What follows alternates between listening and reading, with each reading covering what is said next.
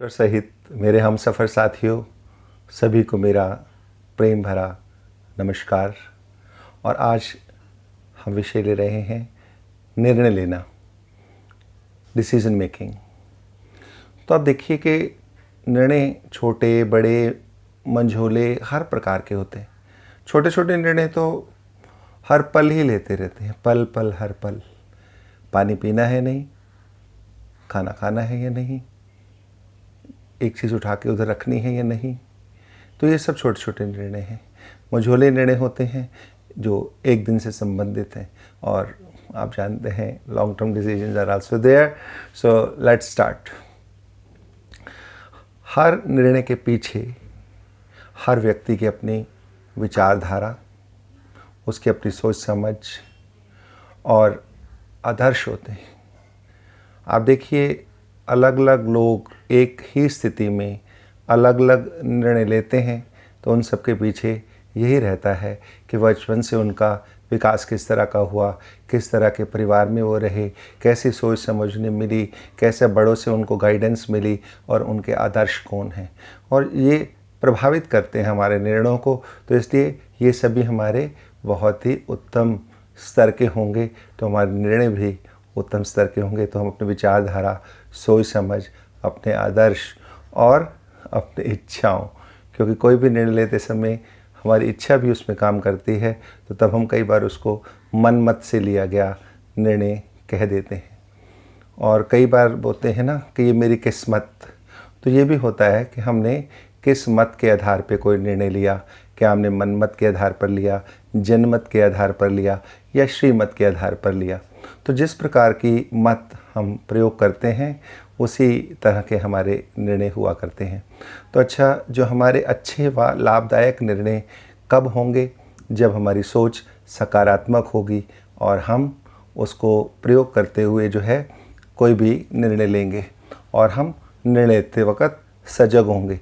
यदि निर्णय लेते वक्त हम सजग न हुए तो हो सकता है कि हमारे निर्णय सही ना हो। तो इसलिए हर निर्णय लेते वक्त हमें सजग होना चाहिए, चाहे उसके लिए हम थोड़ा समय ले लें। कोई निर्णय लेने में तो कई बार हम किसी दूसरे को कह सकते हैं कि मुझे कुछ समय दीजिए, और उसके बाद जो है हम अपना निर्णय उनको बता सकते हैं। और दूसरी बात ये कि हमें किसी के प्रभाव में आकर कोई निर्णय नहीं लेना चाहिए कि किसी व्यक्ति ने हमें प्रभावित कर लिया, हिप्नोटाइज भी बोलते हैं उसको, तो ऐसा बचना है हमें। और दूसरी तरफ किसी को प्रभावित करने के लिए भी नहीं कि हाँ वो खुश हो जाए, लेकिन बाद में हमारा निर्णय गलत सिद्ध हो जाए कि ये चीज़ हमने इसलिए ले ली, ये कार्य हमने इसलिए कर लिया क्योंकि हमें उसको अपने से नीचा दिखाना था या स्वयं को ऊंचा दिखाना था। तो ये प्रभावित करने वाले निर्णय हमें नहीं लेने चाहिए। हमें ये देखना कि हमारे लिए कौन सा निर्णय उचित है, ना कि प्रभाव में आकर हम कोई निर्णय लें। और साथ ही हमें तीनों कालों का, चाहे वह भूतकाल है, वर्तमान है और आने वाला भविष्य काल है, उन सभी के बारे में हमें देखना चाहिए कि हमारी परिस्थिति पहले कैसी रही है, अब कैसी है, और आगे हम किस तरह की परिस्थिति का चयन करना चाहते हैं। और साथ ही अपने से प्रश्न करें कि जो निर्णय मैंने लिया है वह उचित है, उसके लिए भी पूरा हम समय दें। जैसे दूसरों को कहते हैं कि हमें कुछ समय दीजिए, ऐसा ही आप अपने लिए भी पूरा समय लीजिए और उसके बाद ही किसी निर्णय पर पहुंचिए। तो देखिए, निर्णय लेते समय ध्यान रहे, जैसे हमने कहा कि सजग होना चाहिए, उसी तरह से हमारा जो है मन खुश होना चाहिए, प्रफुल्लित होना चाहिए, आरामदायक स्थिति में होना चाहिए। तभी जो है हम उन निर्णयों को कार्य रूप में लाते वक्त भी उमंग उत्साह के पंखों से उड़ते हुए पूरा कर ले जाएंगे। और लेकिन अगर मन दुखी है, व्यथित है, मायूसी है, तो चिंता है, तो ऐसे उसमें हम अगर कोई निर्णय लेते हैं तो कार्य करते वक्त भी जो है हमारे में वह उमंग उत्साह नहीं होगा, और हम ढिलमुल तरीके से उस कार्य को पूरा करेंगे। तो निर्णय कैसा भी हो, निष्पादन सही ना हो पाने के कारण भी जो है वह व्यर्थ चला जाएगा। और हम देख सकते हैं कि कोई कोई दिन हमारा सफलताओं से भरा हुआ होता है। अगर हम उसका अवलोकन करें, उसको जाके पीछे एक बार सोचें, देखें, विचार करें, तो पाएंगे कि हमने उस दिन के लिए पूरी तरह से तैयारी की थी, एक लिस्ट बना ली थी, समय पर हमने उनको ठान लिया था कि कर लेना है और हमने वैसा ही एक्शन भी लिया, जहाँ जाना था वहाँ गए भी, और हमने देखा कि आज सभी लोग हमें सहायता कर रहे हैं, हमारा कार्य होते चले जा रहा है।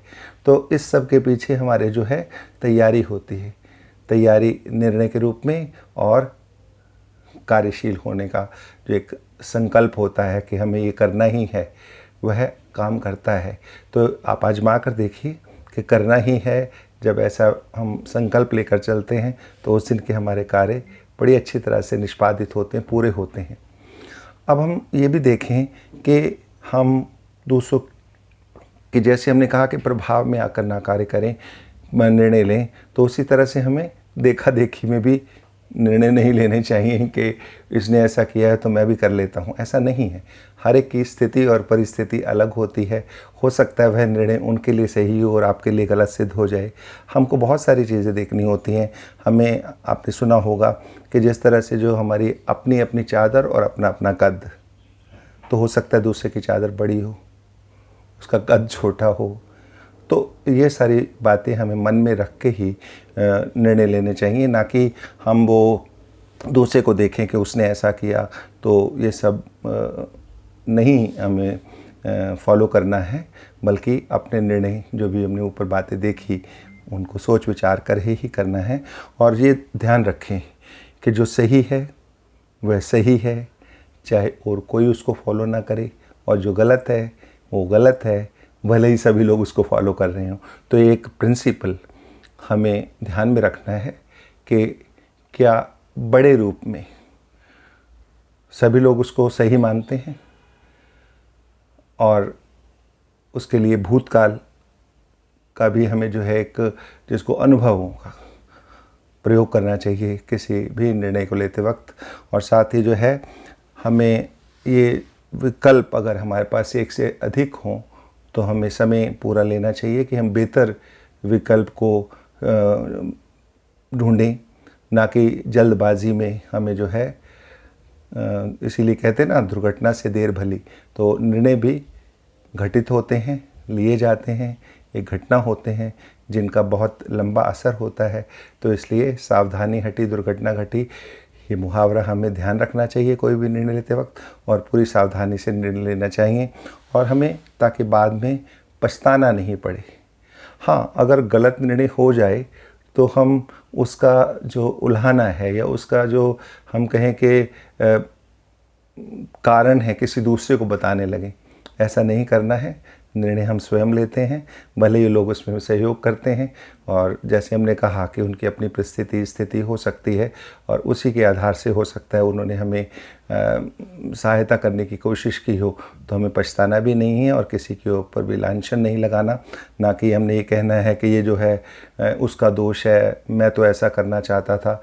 तो ऐसा ना करें, क्योंकि हमें जो है ये प्रेरणा के जो स्रोत हैं, जो हमारे सहयोगी हैं, वे हमें सहायता तभी करते रहेंगे, और हम हर निर्णय में कल्याण मानेंगे, जैसा भी हो, प्राप्ति हो या अप्राप्ति हो।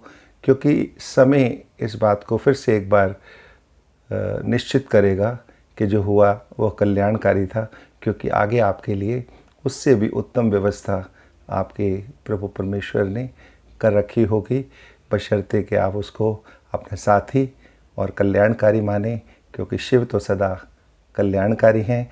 यही सब देखते हुए हम हर निर्णय जो लेंगे उसको कार्य करते वक्त खुश होकर निष्पादित करेंगे और आगे बढ़ेंगे, और फिर मिलेंगे कहते सुनते एक और विषय के साथ अगली बार। नमस्कार, धन्यवाद।